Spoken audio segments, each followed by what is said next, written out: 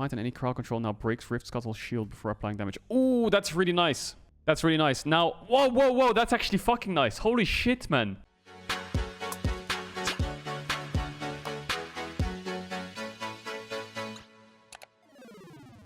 Throughout patch notes history, the jungle has been changed in ways that have pushed PvE prowess, so farming junglers, to highest levels of importance, where the priority is to farm and get fast ahead and clearing the experience curve. This is even more pronounced in higher levels of play, where the champion pool is narrowed down to those champions with competitive clearing ability capabilities. True.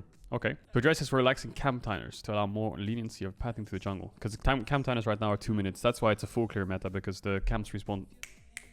We're also reinstituting an improved version of the comeback XP, catch-up XP, which only kicks in when a jungler is significantly behind in the game. Now, if that's the case, it shouldn't feel impossible to win. The intent isn't so that the strategy is born out of the comeback mechanism, but instead to limit the number of games that feel truly out of hand due to a struggling jungler with no path to recover. Now, I wasn't really a fan of catch-up XP, because I think you should get punished for griefing. Like, if you go for 10 ganks and enemy jungle's just farming, and you get all of them fucking backfire, you should be out of the game, and you should be deserved out of the game. Even the fast clearing junglers have a little to no downtime between finishing one camp from the next. True, it's full clearing to crab into base. Our original intent for this aggressive respawn timing was that there was always an opportunity cost to taking any other action on the map. Okay, so their intention was to make the camp spawn faster, so that you lose more when you gank, which just made people like, okay, then I just won't gank.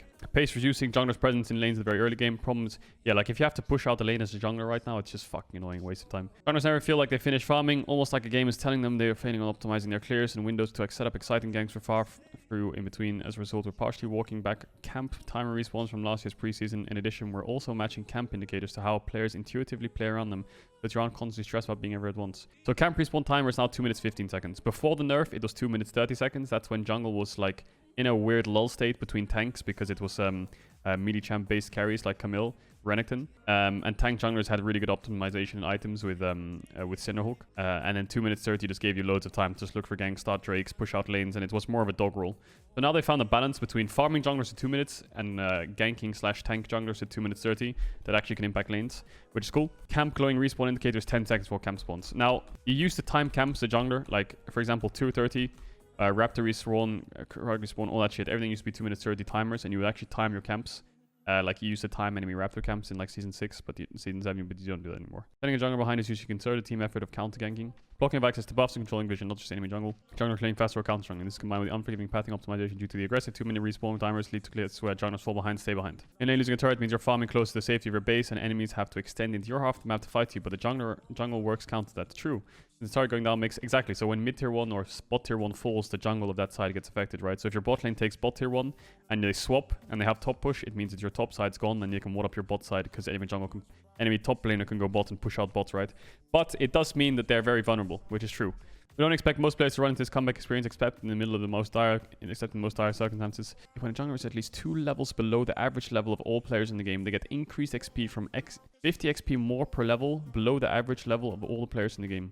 So I guess they just take a mean, right? So if everyone's level 10, there's 10 players, level 10 is either, and you're level 8, and I guess you get 50 XP more per level below the average. So for every level that you're down below the average level, you get 50 XP. So it has to start when they're 2 levels down, right? So if you're 2 levels below the average level, this can get swayed as well if solo laners are really far ahead, I suppose. But if your solo laners are ahead, that means you're winning the game. So it doesn't really matter too much. I like that. These camps will grant 50 XP more per level below the average level of all the players in the game. That's starting at 2 levels down, right? So it's when they're at least 2 levels below the average. From then onwards, they're getting at 50 XP per level. They're down on the average level from 2 downwards, so they'll get 50 XP extra per camp. A jungler's nothing without a summoner spell. Okay, so Smite is doing 450 base, so it's 60 more damage level 1 and 900 after completion. Okay, I like that change a lot. I think that what this basically does mean is it helps junglers who are down a level, stealing Baron, right? Smite fights get a lot more even. So now when it comes to stealing Nash, you don't really have to be like, well, I'm 3 levels down. He's probably going to steal it because he has like 100 more damage on his Smite, 150 more damage on his Smite. They'll get 100 XP minimum. Okay, so that actually makes Smite fights kind of weird. Wait, unsealed spellbook swap Smite damage. Smite damage now increases after swapping summoner spells twice. What does that mean? So if I take Smite, use it, heal, ghost, ignite, TP, smite, use it does more damage. How much more damage? I don't understand that. Am I missing something here? You get the 900 after 2 swaps. Oh, okay, I see. If you use it on base, it's 450 and then it goes straight to 900. Okay. Smite and any crowd control now breaks Rift Scuttle shield before applying damage. Ooh, that's really nice. That's really nice. Now, whoa, that's actually fucking nice. Holy shit, man. Wait, you can smite Scuttle to break the shield now? Before applying damage. So it breaks the shield and does the smite damage? Wait, that's actually big, man. Dude, that helps out so many junglers. Like, champs like Lee Sin, Kindred. The first jungler that came to my mind when I saw this was Camille jungle, actually. I don't know why. But still, that champ's probably useless. Nidalee, Kha'Zix, Lilia, Rumble. Yeah, you guys get the gist. Putting Omnivamp on jungle seems like in items in preseason improve the clarity by eliminating a wordy. Also skewed towards benefiting champions who would clear fast, take less damage, and use the health battery as a game. So what they're doing is nerfing the Omnivamp and increasing the health healing. So yeah, basically what junglers were doing were they were just proxying 2 camps at the same time, like Grom blue, Raptors red. Even Wolves blue if you can fucking pull it off, but that no one really does that. And you're just healing off it to the point where you're full HP and you don't have to use any potions. So they're just punishing that a little bit on AoE junglers like Lilia, Nidalee when you can proc the jungle item on all of the fucking small raptors, for example. Rumble, Morgana, those champs, AoE champs are nerfed. So that kind of helps out, I guess, in a way. It makes it so they won't be as high HP when you have champs like Lee Sin and Kha'Zix who can't keep it up as much. Jungle monster camp changes. Okay, and to top it all off, we've adjusted specific jungle camps based on our overreaching goals. Reduce incoming damage from jungle camps to offset the reduced healing for Omnivamp. Change jungle monsters' health to offset the higher smite damage.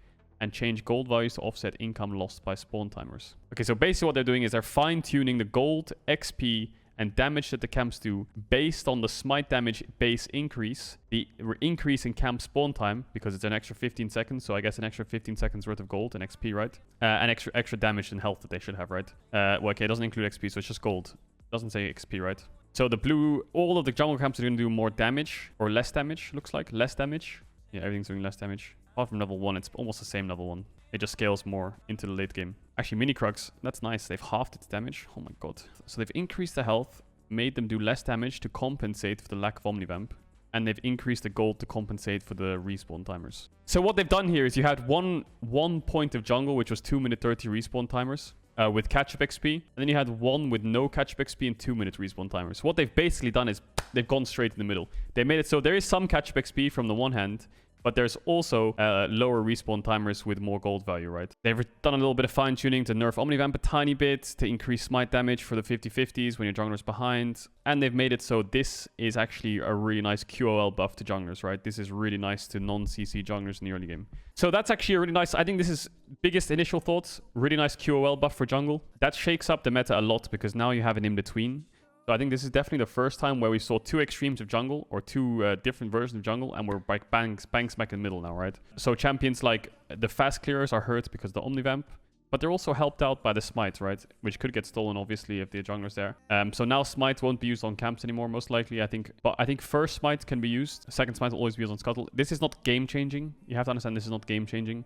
This only helps non-CC junglers by like a couple seconds, right? Maybe 5 to 10 seconds. But there's loads of instances where, I don't know, support can kind of stun it for you. Mid laner can stun it for you. You're basically one-shotting it past level 10 already anyway. So this is only early game helping out single target damage junglers with no CC. Or AoE junglers with no CC, sorry. So this is a nice QOL buff for early game. This doesn't really do much later on, honestly. You're never going to smite the crab at 11 when you're level 10 or level 11. It doesn't make sense. Like, you need to save it for neutrals anyway. Jungles need to save their smite for fights and neutrals. That's why they stack up 2 smites.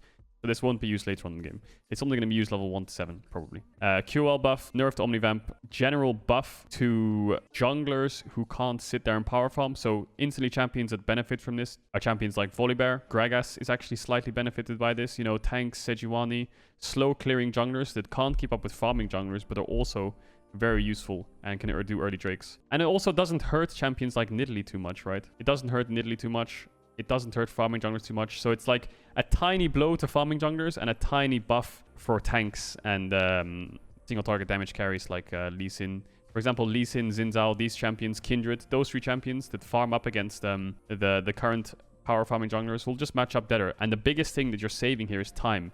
Time is the biggest thing you're saving here. Because although they will full clear faster than you still, the window of opportunity will be the same. In a sense where if I'm Rumble and I full clear and finish my full clear at 3 minutes 15 and I do a crab, and I'm Lee Sin and finish my clear at 3 minutes 25 and do a crab, it basically means that they have a 5 to 10 second window over you to start the ganks or start like making plays on the map or pushing out lanes. But it also frees you up a lot. What tended to happen a lot right now in the current meta is, let's imagine I'm blue side, okay? I do camp, crab, okay? Now I'm top side. A very common thing is, because this Gromp was respawning in like 15 seconds from when I finished crab, you would normally run here, put a ward, and if the enemy jungle shows bot once, you just instantly take this. So your window of opportunity to push out lanes, for example, if you're the blue side jungle, is a lot better, because you can push this out base and be in time to contest this by an extra 15 seconds, right? It buys you more time. So it actually gives you more options to actually help out lanes rather than just like enemy jungle just does a full clear like this and takes my top camps, and I'm forced to stay bot side after pushing out bot, and now I have to contest these camps. Otherwise, I'm fucked. If enemy jungle gets both of these and bases and comes down, I'm screwed. So if they have bot push or my support can't help me get this and this right now, then I'm fucked.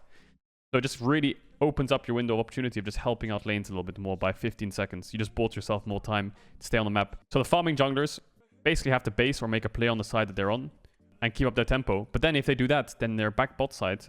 And this isn't respawning still for another 10 to 15 seconds by the time they've got here, right? Because you've got extra time. So that does allow them to help out bot lane perhaps, or look for a gank before they have to clear their camps. So there's going to be more options for junglers on the map. They won't fall as far behind if they actually start to help out lanes. And if you're getting more gold from camps, that means that if you push out the lane, for example, your gold income's higher for junglers who don't power farm. Biggest thing from this jungle change, more windows, more ways to help out your laners and opportunities, and a lot less pressure on the jungler who's slower. If I'm playing Volibear and I full clear down and help out my bot lane, and their Udyr is full clear down and taking crab, I'm here by the time he's already here and he's taking my top camps, which is really annoying. So now this helps a lot, especially if you're doing a mid play or a bot play on the other side of the map and both junglers going to opposite sides. You're not forced to take their camps because you can base and get them in time. So I think that's the biggest thing that helps us out a lot. The catch-up XP, I can kind of understand it because over the last year or 2 years of this change, ever since I've been like non-stop scrimming, every single scrim game or even just competitive game, your jungler can be 3 levels behind, he can be 4 levels behind, even I've seen 5 levels behind. At that point, the game's just lost. If your jungler is 4 or 5 levels behind in Nidalee versus Graves or something, or Udyr versus Volibear, then the game's just kind of lost. The 1v1s are impossible, the Drakes are impossible. Yeah, it just sucks. So now, reduce a lot of PvE jungling, and it just helps you actually be able to help out the map a bit more. I think that's the biggest things from these jungle changes.